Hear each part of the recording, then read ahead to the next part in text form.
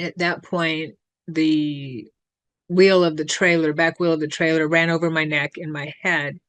And I find myself floating above my body and the scene. And I see a figure, and it didn't take long for me to recognize that it was Christ, Jesus, Yeshua. He asked me if I'd like to go on a journey with him. So we're flying through the cosmos, and then I see a turquoise colored orb. I knew it was a water planet, and I knew that it was a home for me. And we dive into the water, and there was so much that I remembered being there. It was difficult to come back, that he had to call me back. We are here with Sharon Sananda Kumara. She is a psychic medium, and she has had 2 near-death experiences. Hello, Sharon. How are you? Hello, AJ. I'm doing wonderful. Thank you for chatting with me. It's always a pleasure to sit here with you and talk. So I'd like to hear your story of how you got acquainted with Yeshua during your NDEs. I was raised Catholic, and I didn't feel actually a connection to Christ, to Jesus, because of the way I was raised. It didn't resonate with me that God was judgmental, that it wasn't an all-loving God, that we were being punished for every little thing we did. I spent a lot of time with my grandmother, who was very fundamentalist and was always about fear and that type of thing with the religion. So I didn't put a lot of thought into Jesus being around, or not much thought in him at all, other than that's okay. So they say that he is who he is. He was crucified on the cross. My parents were divorced when I was 6, and they were kicked out of the church basically because they were divorced. So there wasn't any religious center there or anything like that, or belief system. So I didn't really have a spiritual center or a religious center. When my stepfather passed in 1998, that was the first time I had lost anyone that I was close to, and it really shook me. And I needed to know what happens when we die, because I didn't want to believe that it's either heaven and hell or purgatory. I wanted to know that we must, do we live on? Do we just cease to exist? My biological father used to say that he was atheist basically, and he'd say, well, when we die, we're just worm food type of thing. We don't have a soul. And he was raised by my grandmother. This is my maternal or my paternal grandmother, who was very fundamentalist. So that's the way he turned, because of that dogma. So my stepfather, when he passed, I needed to know what happens when we die, and I started reading books on mediumship.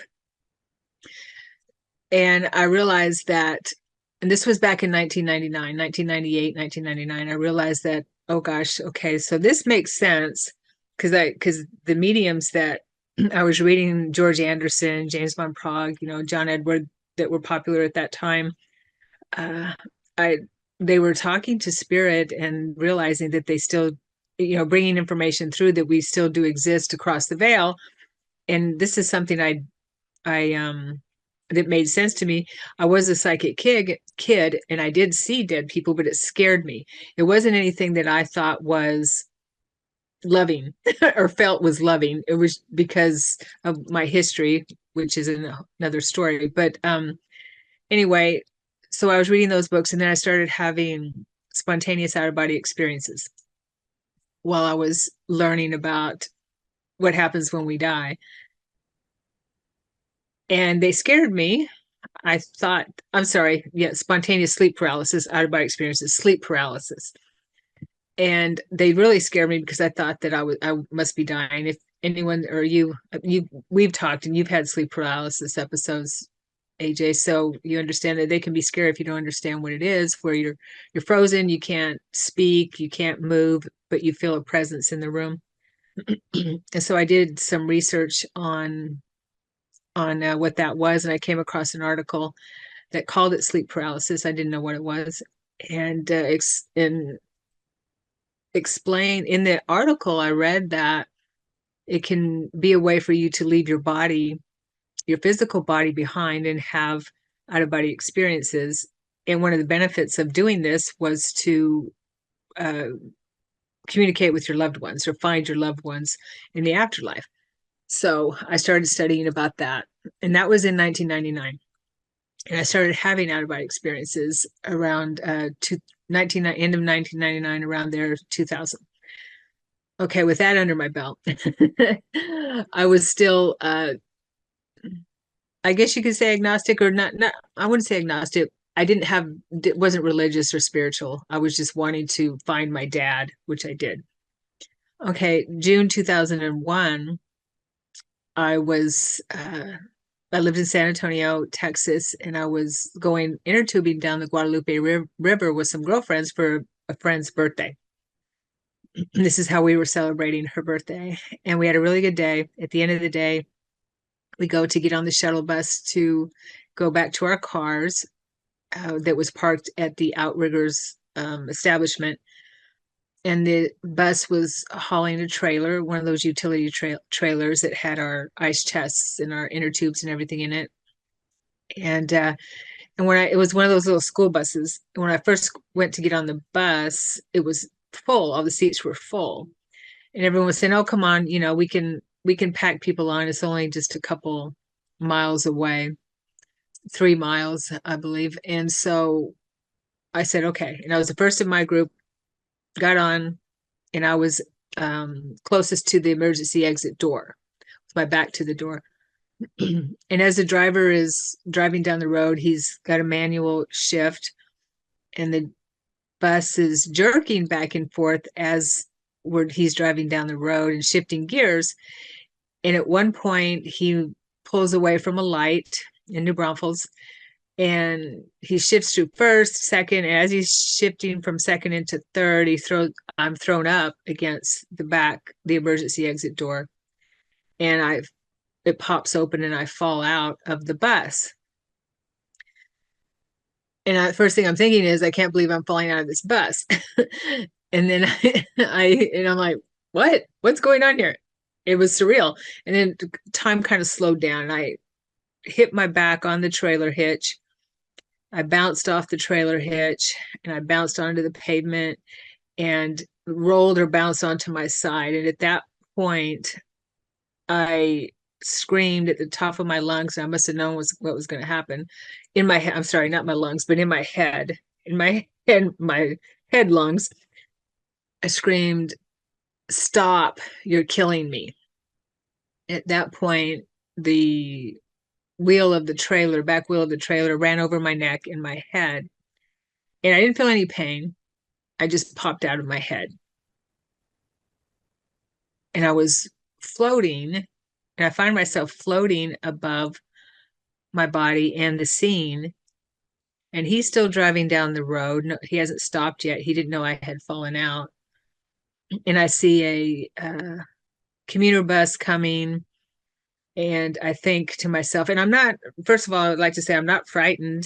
I'm not panicked. I feel peaceful. I feel at peace, and I have an awareness, knowing, well, I did just die. And I knew that I had done this before. I didn't feel sad for me leaving my body. I had already been having out-of-body experiences, so it wasn't something that I didn't know what was happening, kind of thing. But I saw this commuter bus coming toward me, and I thought to myself, I hope that bus, or toward my body, I hope that bus doesn't run over my body, because that would really make a mess. I was thinking that.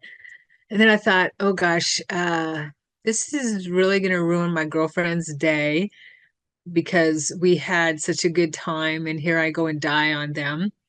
And it was my girlfriend's birthday, and I thought, she's not going to enjoy her birthday from now on. But it wasn't enough for me to want to go back. And then I thought about my partner at the time, and I knew that he would be okay. I knew it would be tough for him. And as I'm thinking these things, I'm seeing them as a scene. And I'm thinking, I knew that he would be okay. And then I remember my sister, and I think about my sister, who has a family, and we're very close. And I know that she'll be very upset, but she'll have her family around her. She has her husband and her boys. And then I think about my mom, who I somewhat took care of. She lived very close to me, and we were close. I think about her, and when I thought about her, I felt a presence behind me and to my right. And I turned around, and there was my stepdad standing there. He was behind me, and he told me, "It's not your time." And I said, "But I want to stay here. I want to, what do you mean it's not my time? This is telepathic." And he said that in the communication, he talked about mom needing me, and I still had things to do, and it wasn't my time. He said it twice. It's not your time. And he also told me that mom would need me to help her move out of her body to the other side, which did happen a year and a half later.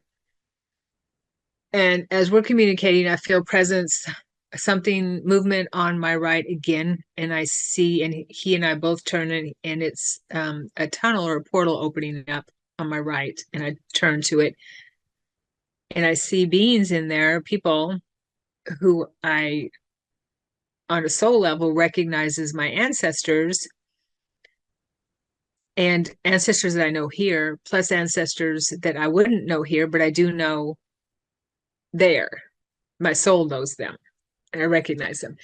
And they didn't have a really joyful look on their face, like welcoming me home, or anything like that, or it wasn't a welcome home party. And so I'm thinking, okay, well, that's not good. And because they had kind of a deadpan look on their face, one of, you're not supposed to be here kind of thing. So as I'm starting to move toward the tunnel, I'm just drawn toward it. And in the distance, I see another portal coming into view, but it looks like the sun, bright yellow and white, gold and white, and it looks like the sun, and it's getting larger and larger. And so my gaze is on that portal, and I see a figure coming out of the center of this portal, and I don't see him clearly quite yet, but he's moving pretty quickly toward me, and he has hair down to here, shoulder length, and he's wearing a white robes.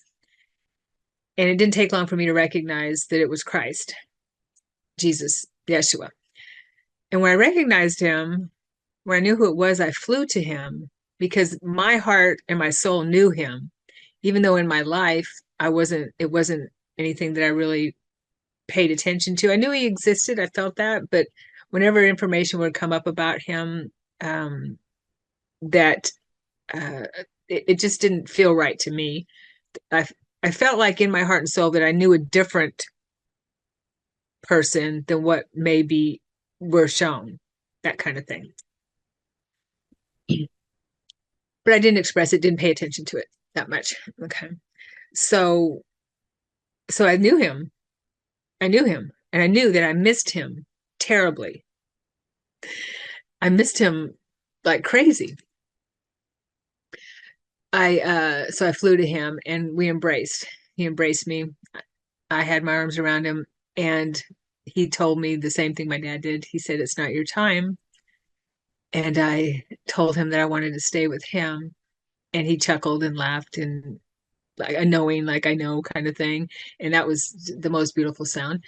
And he picks up my chin to look in his eyes, and I look in his eyes, and he's got beautiful blue eyes, and they are so bright. It's like I felt like I was looking at the universe, like this right here. I was looking at the universe. I knew I was looking at the universe through his eyes, and then I become reflective. It's a reflection in his eyes from me to him. My soul, which is infinite, was reflected in his eyes, and vice versa. We were reflecting the universe in each other's eyes. And I knew that. And then there was a merging. My heart merges with him. We start to merge together. And I'm being enveloped in love and light, and his love, his light, and my whole body, what I consider my felt like I was still physical body, is submerged with his, and I become light. I become one with him. And how do you describe that? One with love, one with light. It was the joyful, blissful, supportive, anything that as we're merging, anything and being in his arms, anything that I could have felt bad about, that I worried about, that I would have, anything that was not purely love and light just vanished. It was complete and total support for me and my soul, and compassion for what we are dealing with here, what I was dealing with at the time in my life. So as I merge with him, I'm in this state of pure bliss and joy and love and support. And I could have stayed there forever. Definitely. I could have stayed there forever in this home space. I guess is the only thing I could describe it, where we are in home. That's home. And I hear my name and he calls me back. And then when I'm back again as Sharon, he asked me if I'd like to go on a journey with him. And I say yes. And he puts out his hand and I put my hand in his. And as soon as I put my hand in his, we're flying, zooming through the universe, like what's behind you there, AJ. And it looks like that, just lights flashing by. And I like to share this part because it's so profound. I feel that when I put my hand in his, I felt every line and crevice on his hand. It was so intense to feel the physical feeling of his hand. Our senses are so much heightened in these higher planes, and I know that with my out-of-body experiences as well. They're so much heightened that I always say that our senses here on the 3D plane is like a glove over our senses. They're so limited compared to the higher planes. So I could feel every crevice, every line in his hand. So we're flying through the cosmos, and I see a blue portal off in the distance, and we move toward that portal, or a portal, and we move through it. He's still holding my hand the whole time we move through it, and then I see a turquoise colored orb floating in space, and we move toward that orb, and I recognize it as a planet.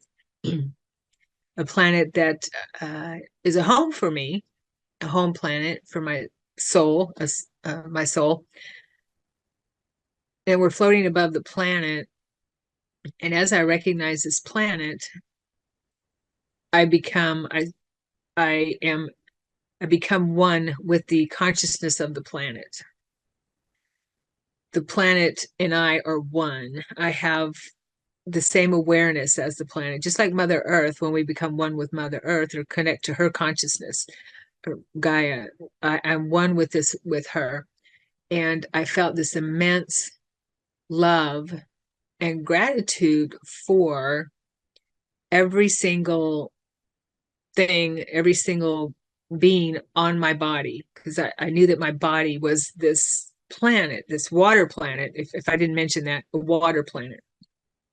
I knew that this was my body, and I had love and gratitude for every single, from single cell organism all the way up to the largest being on the planet, that they were my body, and I had so much love and gratitude for every single being. And I felt the love and the gratitude from these beings for me, supporting their life on the planet.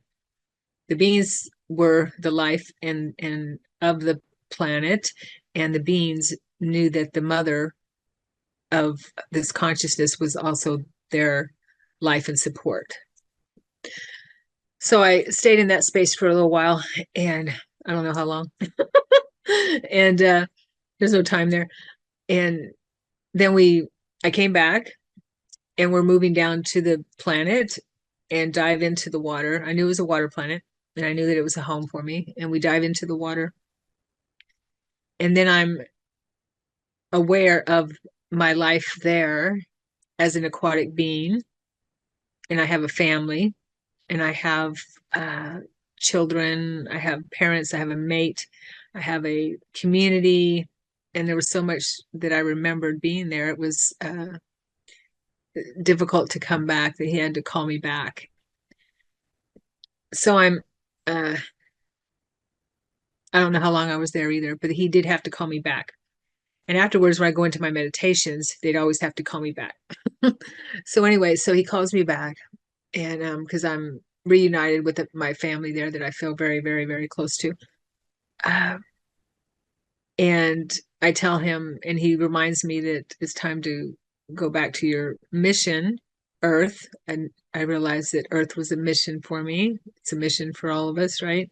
A job, a experiment. And I said, okay, I'll go back, but on one condition, that when I'm there in that realm, in that frequency, that I know that you are with me every step of the way consciously, and I know you tangibly, that you're with me, because I need you. I need you. I can't do the rest of this life without you being there, that I know that you are with me. And he said, deal. And then I'm back in my body in the middle of the road, and I jump up and I run to the side of the road. And about that time, he had stopped the van, and my friends are getting off the bus and running around me. And I went to the hospital. They put me on a spine stabilizer. My ear was bleeding, but it wasn't from a concussion or anything. It was just part of my ear was torn off, and they glued that back together. And I didn't have any concussion. I have road rash scars in my back. I need to maintain it to make sure that it doesn't get tight. And I hang upside down on one of those those hangers, and that keeps my mind pretty supple from hurting.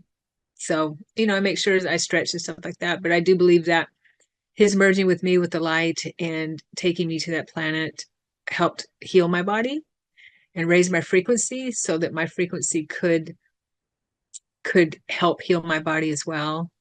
So that the coding maybe I felt like that water world was like a baptism for me. Yeah. So, I mean, I had a couple months of recovery, but. Did you maintain contact with Jesus, Yeshua?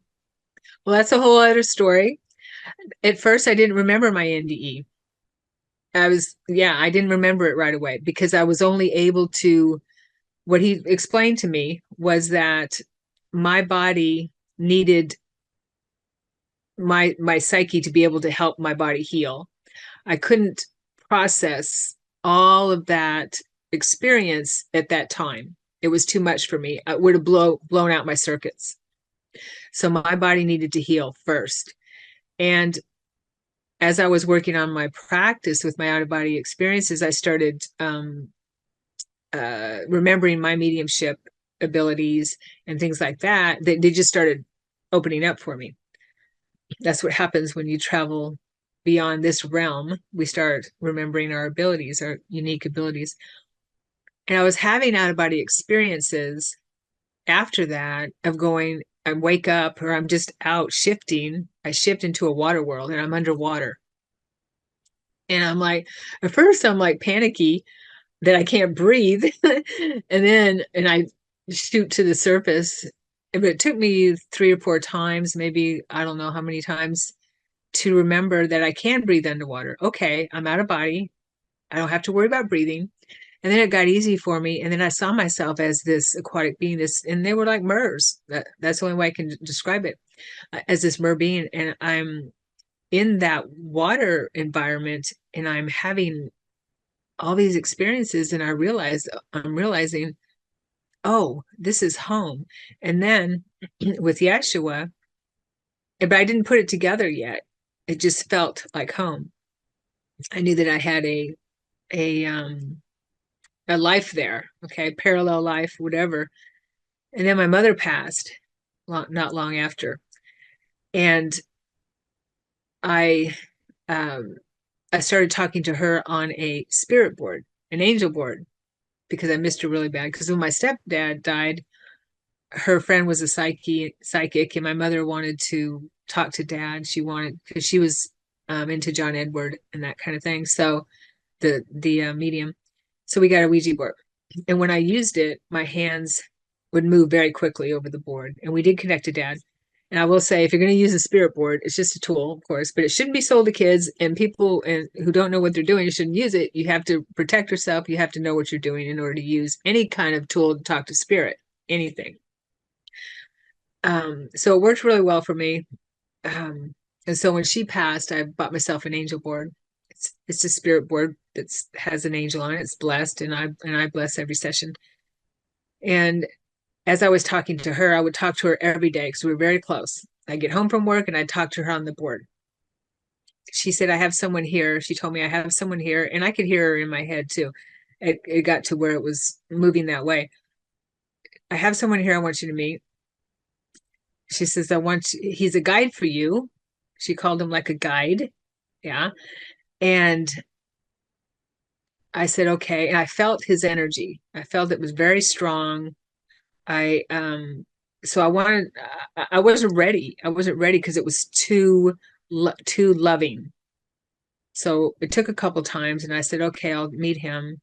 I said, is he ascended master? Is he an ascended master? And she said, because I was learning about ascended masters at that time, she said, he's top shelf. Top shelf, right? So I said, oh, okay, oh, he wants to work with me, top shelf. Huh? So I still didn't know who it was. And I said, all right, I'll meet him, Mom. I felt her energy move out of my energy field, and his move in. And the love that was so immense, AJ, it was so immense. I cried every time I was with him for 2 weeks straight because of the immense love. I didn't believe who it was. He told me that he asked me about Christ. He didn't tell me who he was. He asked me about Christ. He said that, well, actually, he said he was Christ. Okay. And I said, oh, you mean like Christ consciousness? Because, I didn't believe it. I didn't feel worthy of him. And it took a while for me to realize who he really was. And he worked with me with teachings and things like that. And the only thing that was real was me sitting with him. The rest of the world, I went and did my role, whatever it was, went to work, dredged through my partnership, which was ending anyway, and was going through my grief and stuff like that and healing. But the only thing that was real and that I wanted, that I was sitting there with him in our conversations. I made a commitment to be with him every night at 9 p.m. in meditation. And I stayed with that diligently because I didn't want to be anywhere else except with him. And I still don't, just when I sit with him, that's the only place I want to be. And he helped me remember my NDE. He helped me remember my childhood, which was abusive. He helped me remember that, which I had blank. My childhood was almost pretty much blank. And not with my parents. It was not from my parents, but and he helped me remember past lives that were in the way of me moving forward in this life in certain areas. When you say that you sat with him every night at 9 p.m. in meditation, how did you perceive him? Did you actually see him, or just felt him, or was this telepathic? All kinds of ways. first saw him, he appeared to me as a elder white-haired man with a beard. And I knew it was Sananda Kumara. I knew that. I just knew it. That was my intuit from him. He hit me. He hit me here. He hit me here. And I knew that it was Christ. Then I knew it was Christ because I didn't believe him up till then. It's not that I didn't believe him. I didn't believe that he would want to sit with me, right? Why would he want to be with me? Just me. I didn't feel worthy. And we all unfortunately deal with that. And then in meditations, he would show himself as when he walked the planet as Yeshua. He also would come in at night when I was sleeping. He'd come in my room, and and I'd feel him very physically. He also, let me see here. I mean, I would feel him tremendously, love from him, and he's very funny. And I'd hear him in my head. I could hear his voice in my head, in my mind, a separate voice, not my voice, a separate voice, a male voice. I could hear his voice. He'd take me on journeys where I see him just as clearly as I see you. So he appears to me in many, many ways. Yeah. I understand that you recently published a book about your journey with him and how you met him and all that. This is called The Awakened Soul. It's Yes. it's an autobiographic book, right? Yeah, it's memoir. It's I have it right here, Awakened Soul, my near-death journey home through Christ's infinite love.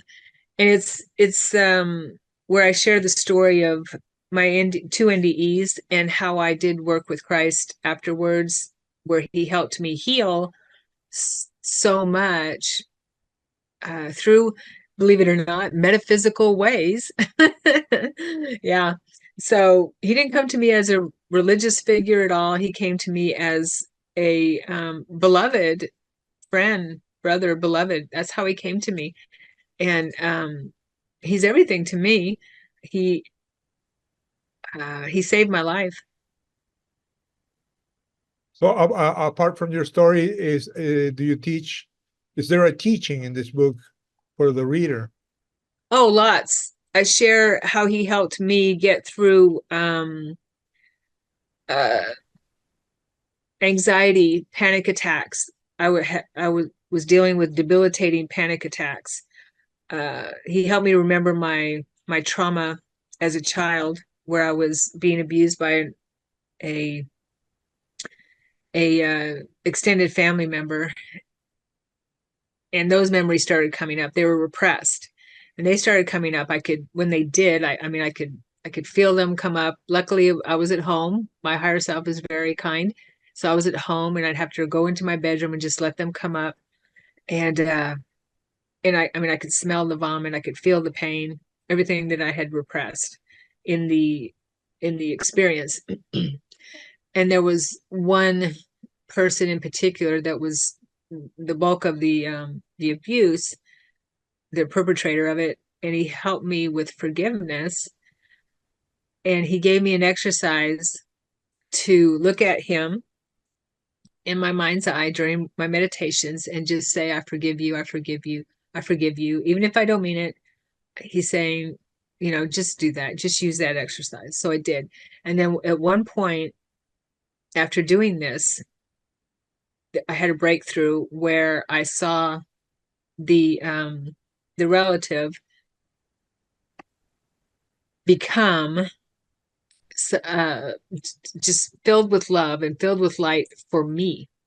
I felt so much love from him, and I saw him as my soul group member, very close soul group member, and he had so much love for me that I I have to go back to a past life he showed me, though, first, that Christ helped me remember. And I believe this is my life review that must have done on the other side, everything I was remembering, where I asked this family member to hurt me and kill me in a lifetime, close a karmic loop, because my mom and I were baddies, and I needed to have something bad happen to me.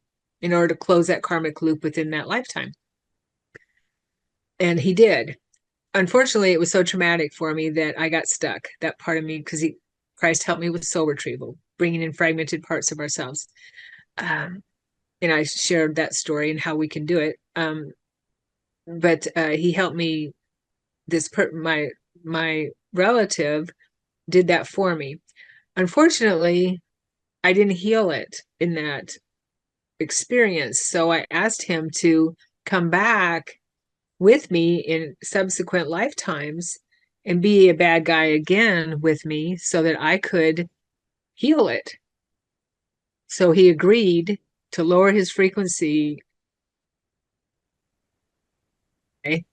for all these lifetimes and hurt me and try to kill me.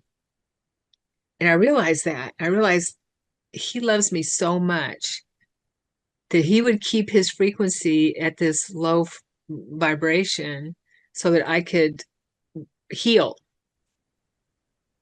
What would you say? And that was very profound, very profound. And I realized that there's nothing I need. And that contract was broken. The agreement was broken. He can now move up in his life and subsequent lives afterwards, and he doesn't have to be, beholden to that agreement we made, because our souls are infinite. So we can do that. What would you say is the biggest or most important lesson you've learned from Yeshua, and what do you think is his role in today's world?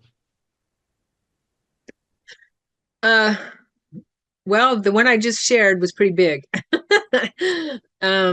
That we're not victims. Suffering is a choice, kind of thing.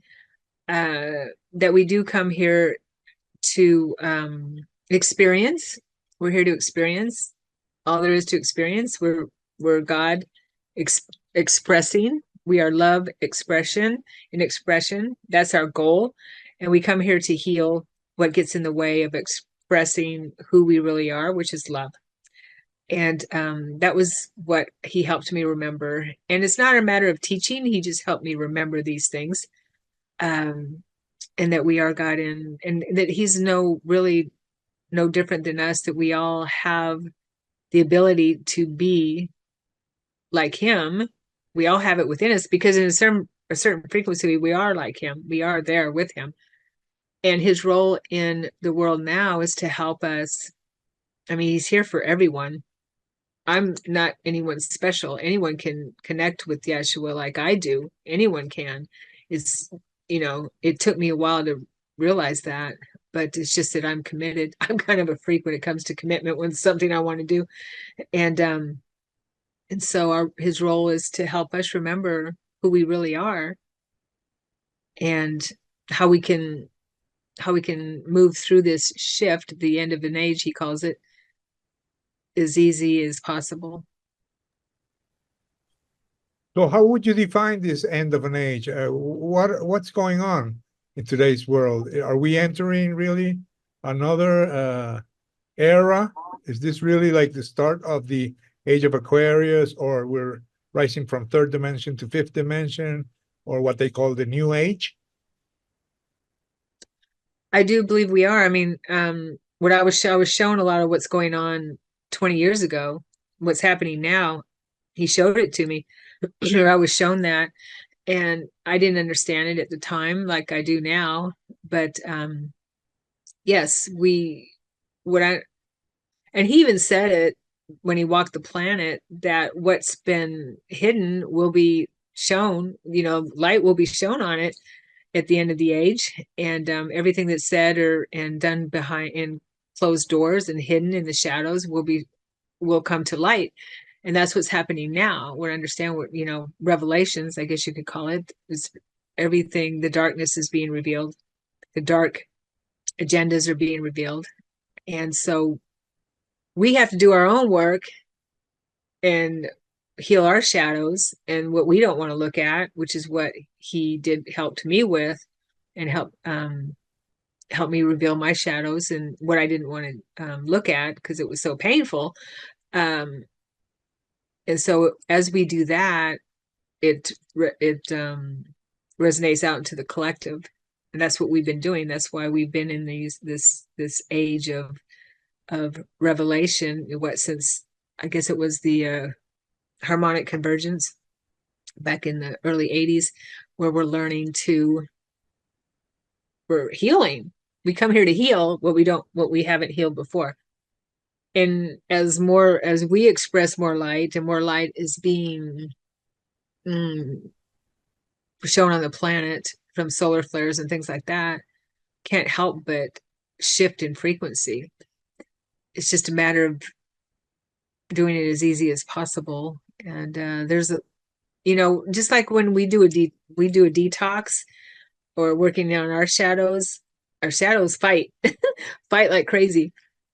When we do a detox, we've got, it's not fun. It kind of makes us sick. Well, that's what's happening now, is what he keeps showing me, and what I understand, what my guidance system shows me, that the shadows are fighting. And so, but we're gonna make it. There's no way we won't. I do see it. We're still gonna have challenges. We're always gonna have challenges, right? But I do see that these big wars we're having now are going to dissipate and go away. And I see minor conflicts and things like that. But I see we're moving into a more of a, the grandmother type of counsel,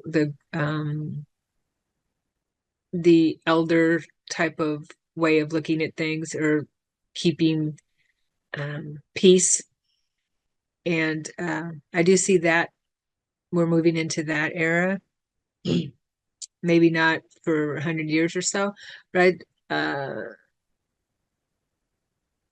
see a lot of good stuff. I do believe that. I also see that extraterrestrials, and I have experience with them, are going to be basically just normal, walking the streets with us. Disclosure is in our lifetime. It's already happening. And they have told me, don't expect it to come from the government, because that's going to be hidden for a while. That's going to be a fight for a little while too, a little while longer. So yeah, there's lots of good things are coming. I see that, definitely. If someone is interested in buying your book, where can they go? How can they find it? It's on Amazon. Awakened Soul, Sharon Sanandu Kumara. And the artist did an amazing job, of depicting kind of how I saw him in that portal. A little more yellow, but or gold. But that's very close. Awakened Soul. It's a wild ride, let me tell you. Wild ride. Well, thanks for sharing everything with us. I know that your story is told with a lot more details in your book.